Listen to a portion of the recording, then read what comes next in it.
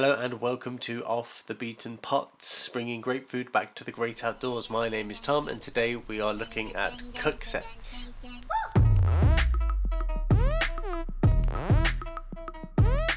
So I thought it was about time I did a COOKSET video. Obviously you're all begging for me to go out cooking, and this is a little bit why I'm going through my COOKSETs. It's not going to be an in-depth look into every single COOKSET or pot or pan. It's going to be an overview, and where I've done a review before I'll leave a link. So we're basically just going to be taking a look over them, the pros, the cons, a little closer look at some of the features, and importantly we're going to be choosing one for me to go out and cook with. I know that you've all been very patient and I do appreciate it, but you all want to see new recipes. So I'm carving out some time and I'm going to be cooking. I've put it out to the vote, and the next video that I'll be cooking is for my beef rosti, which is a recipe from my cookbook. That's right, I've made a little cookbook. It has 5 recipes and a few hints, tips and other lovely bits and bobs, and that is available for my Patreons, of which I have 2. So thank you so much to my Patreons, and that is Nick Churchman and Mandy Thorpe, and I will be forever grateful to you guys. Thank you so much for supporting this channel. I hope you're enjoying the cookbook, and I'm looking forward to just generally helping you out with any questions you might have and hearing your thoughts on it. And as a little special, I guess as the very soft launch of the Patreon page and of the cookbook, is I will be cooking one recipe from it, and I put that out to the masses on Instagram and on my YouTube community page, and it will be beef rosti. So that I'm looking forward to making that video. I'm going to go out very soon to make it, and I'd like to take a COOKSET with me, and I think I know which one I'm going to go for. I might surprise myself, so let's get into it, have a look at some of these COOKSETs and see what's good about them, what's not so good, and which one we're going to be using. So I'm going to grab these in no particular order, just I'm going to turn around, see what's on the shelf, and then we'll go with it. The Kelly kettle. I mean, I already know I'm not going to be taking this to cook on. You can buy a nice little unit that slots in here that you can cook on, but for me this is what I'd take. When I used to have an allotment, and I would have this on the allotment, or if I'm car camping, and I don't know, it's something nice. This is more romantic for me. I love the idea. It's very cleverly designed. It's been so many years since I've actually used it. I can't get the base off. 1 minute. Wow, so you get a nice little base for it. You see that it's hollow. You get more surface area for the fire to heat up, and it boils water really, really quickly. So it is quite incredible. It's pretty lightweight, but it's massive. It slots into its base, and then you can feed your fire, and it shoots out a lovely flame from the top. I've never really used it for cooking. It was more for making cups of tea or very quickly frying up some fresh spinach picked from the allotment. So not what I'll be taking with me. I do recommend them for general badassery, but not one to go out hiking with. But yeah, good for fishing. Invented by Irish fishermen. So good for making water hot quickly with available resources such as sticks. So next up is my trusty beaten pot. I've got a review for this video. It's still probably my go-to COOKSET. I spent a fair bit of time getting it to how I like it, but it doesn't mean it's not always subject to change. So tied together with this, which is designed for strapping stuff onto roof racks on cars, but I shorter mine, repurposed it. Titanium pan. And for the rosti, it's the pan we're going to be looking at mostly. This is a good pan, and this would be perfect for rostis. So this is a contender to take out. This is my off the beaten pot, I guess. It's the one I've used most, so I know a lot more about, and I'm more happy using it. So we'll put this in the maybe pile. So next up, my Swedish Army COOKSET. I love these. I've not used it properly yet. It's a bit bulky for the kind of hiking and outdoors things that I end up doing, but I think it's amazing. It's got the windshield, which also protects it. Squirty tub for your fuel. Your Trangia burner, actually made by Svea, this one, and the size is much bigger. much more capacity for fuel in there. Oh, that army surplus smell. Comes in a pouch, and also you go with a pot or billy can, and the lid for the pot, or obviously a tiny little frying pan. We won't be using this one to do the rosti, but I would like to take it out and get a little bit more used to it. But I think in terms of size and weight, I'm not overly bothered if I don't use it too much. I just always wanted one to see what the raid was about. They were well worth it, and there'll be a time and a place for it. But this particular session isn't it. Not to take out this time. So back on the shelf. Right, now we're starting to get into some of the fun ones. Yes, the Svea 123R. I love it. I've done a few videos on it recently. It was just a nice little change to take out. It sounds bloody loud, but it kind of reminds me of camping when I was a kid. It's pretty robust. Mine's beaten up quite a lot. Beaten up a bit more now. Yeah, I have quite an in-depth review. Well, it was a first look, so you can have a look at that in the card above. But it is just a beautiful item. One of the original lightweight stoves. Smells amazing, sounds amazing, and cooks quickly. Not much of a regulator on the heat, but it really does what it's meant to do, and it is a thing of beauty, a piece of art that they're still producing today.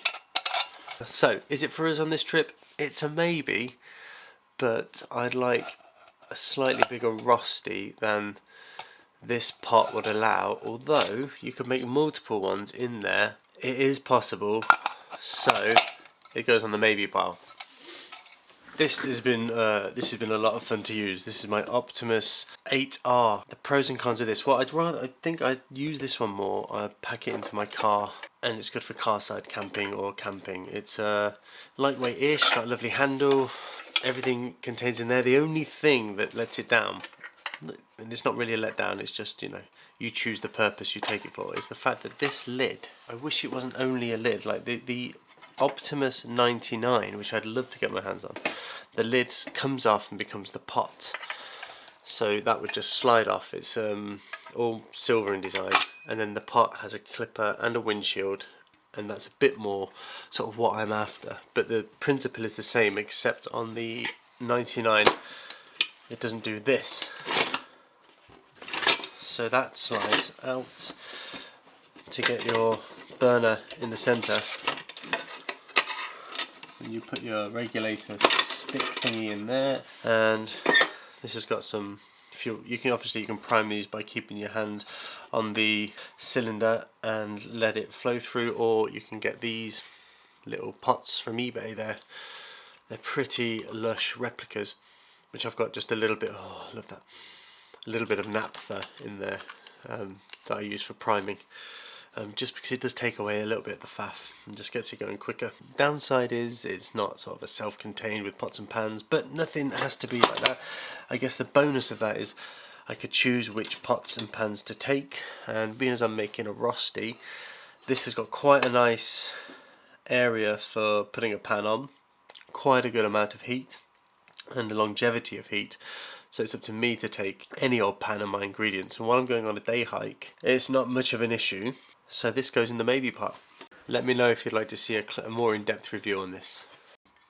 This one.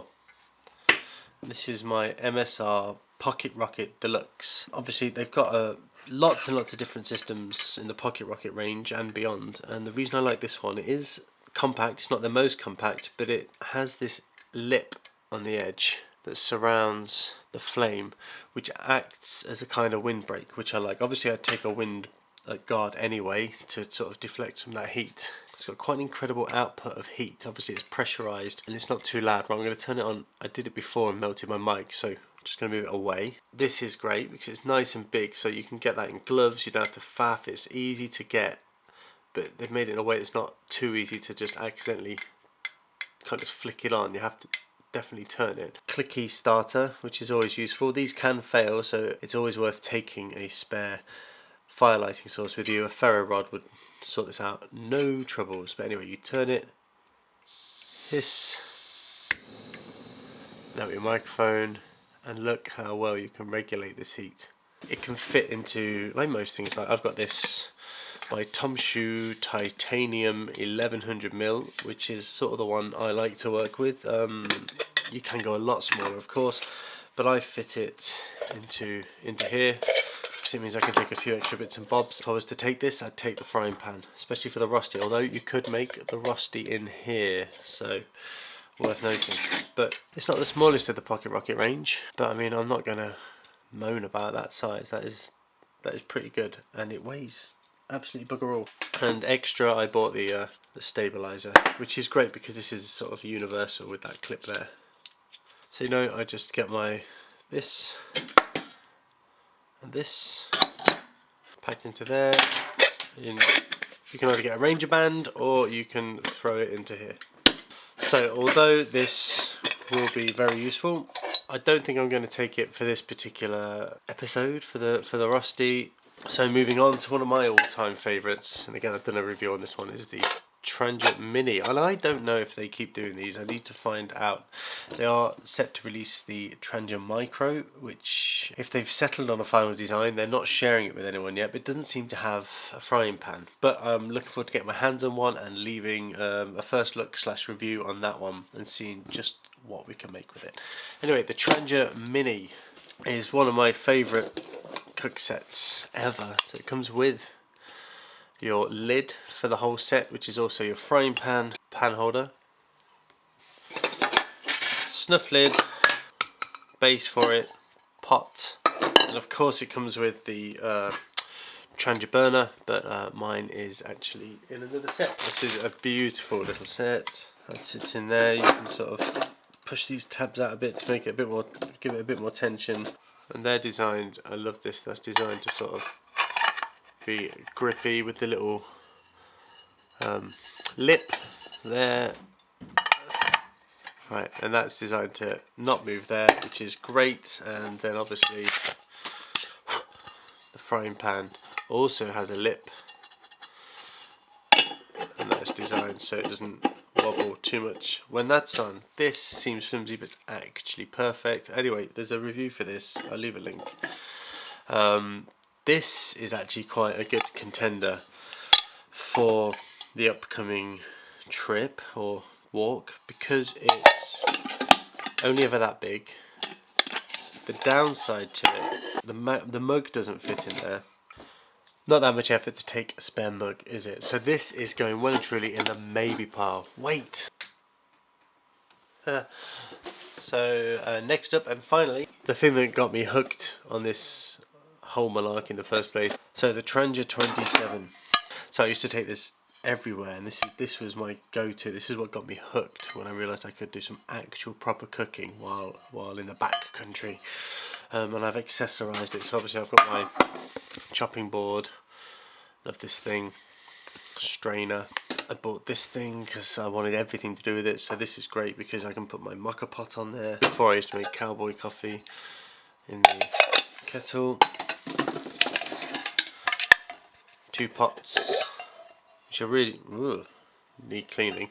Really cleverly designed is that they actually are both 0.5 litres.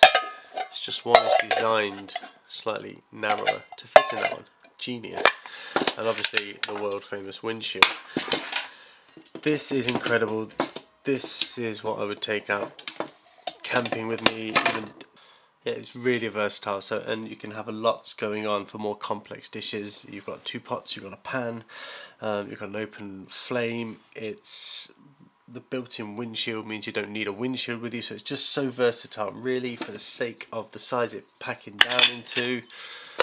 I mean, chances are I wouldn't be taking all of these accessories either. That's not too bad. That's going on the maybe pile. Even though it's a bit heavier and more than I need for this particular walk.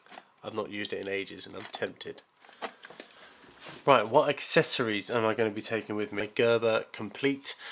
And the main reason I'm going to be taking this is for the spatula. Again, I've done a video on this one, a more in-depth review, but this thing is still incredible. I probably don't need every single item on here, but I'm taking the lot because I enjoy using it.